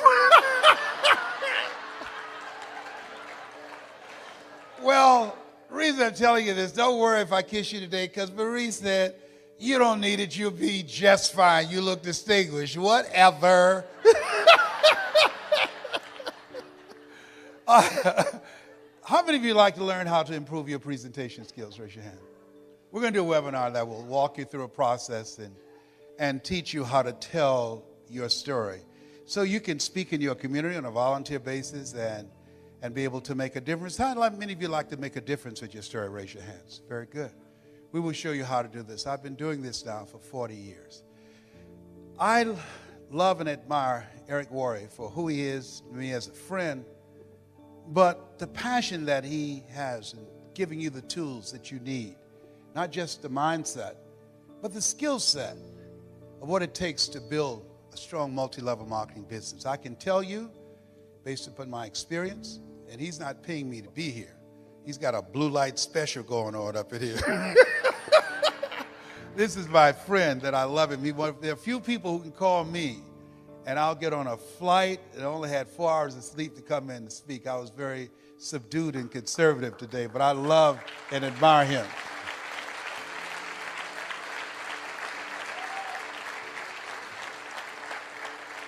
But if you're serious about your story, make sure you email me and put in there the 7 story principles. Put that in there, and we will email this to you free at lesbrown.com. I'd like to leave this with you. After leaving Zig's memorial yesterday, who was a great man, who contributed so much to so many people, I said, God, let me touch and change millions of people's lives like Zig has done.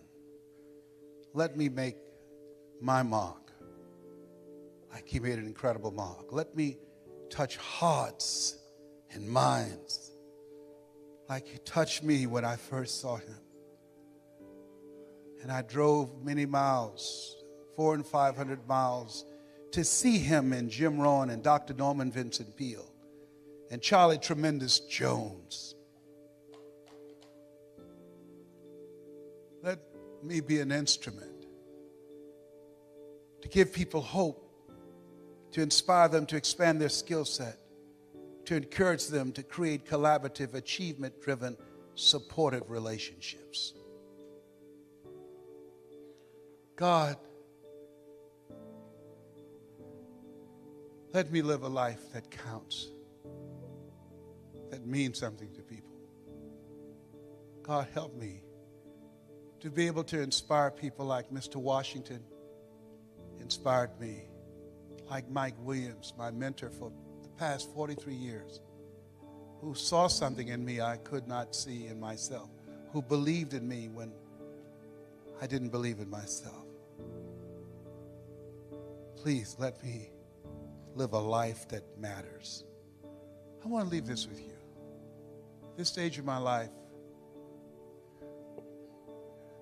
my goal is to train 100,000 speakers who will have one message: hope, skill set, and collaborative relationships that will change how people think, how they feel, and how they act. 100,000 people outside of religion and outside of politics, both of which I believe polarize and divide people. 100,000 ordinary people who want to live an extraordinary life.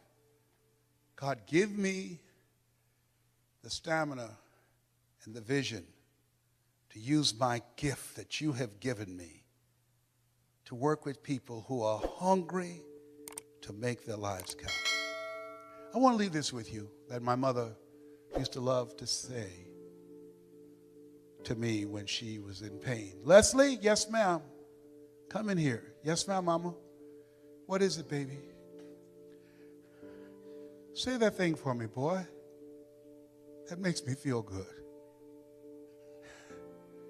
Yes, ma'am, mama. My mother's dream was to raise 7 children she didn't have, to make sure we had a roof over our head and food on the table. And she never failed. We never went to sleep hungry. She's a hard worker, and she had faith.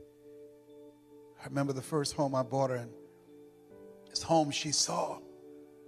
I said, Mama, how you like that? She said, if I lived in something like that, I would feel like Mrs. Rockefeller. She didn't know I had planned to get that home for her. I purchased the home, and I said, Mama, I think I know the people who live there. You do? I said, yes, ma'am. I said, I'm going to stop in and say hello. And I drove there, and I opened the door. And she got out, and Mama at that time, around 76, she held my arm, and we were walking toward the house. She looked at how beautiful this house was. She said, Leslie, you sure you know these people? Yes, ma'am, Mama, I do. And we got to the door, and I couldn't hold it anymore. I reached in my pocket, I took the key out, and I put it in the door. I said, Mrs. Rockefeller, this is your home.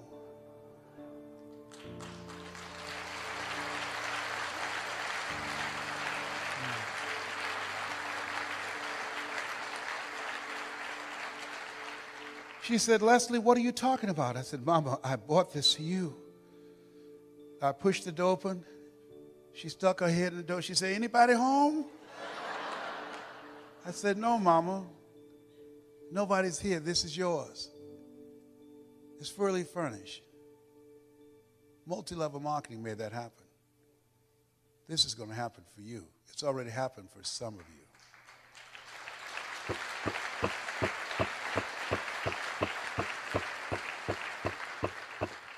Mama has since passed. She was born on November the 6th, just like Zig.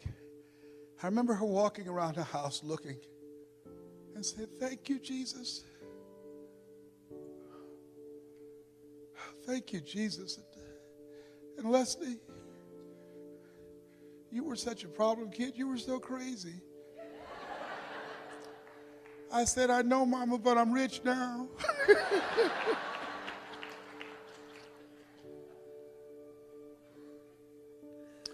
I dedicate this to the dream in you. Say that thing for me, boy. Yes, ma'am. If you want a thing bad enough to go out and fight for it, to work day and night for it, to give up your time, your peace, and your sleep for it. If all that you dream and scheme is about it, and life seems useless and worthless without it, And if you gladly sweat for it and fret for it and plan for it and lose all your terror of the opposition for it, and if you simply go after that thing that you want with all of your capacity, strength and sagacity, faith, hope, and confidence, and stern pertinacity, if neither cold poverty, famish, or gulf, sickness or pain of body and brain can keep you away from the thing that you want, if dogged and grim you besiege and beset it, with the help of God, you'll get it. This has been Mrs. Mamie Brown's Baby Boy. God bless you. God bless your dream. God bless America. Thank you so very much.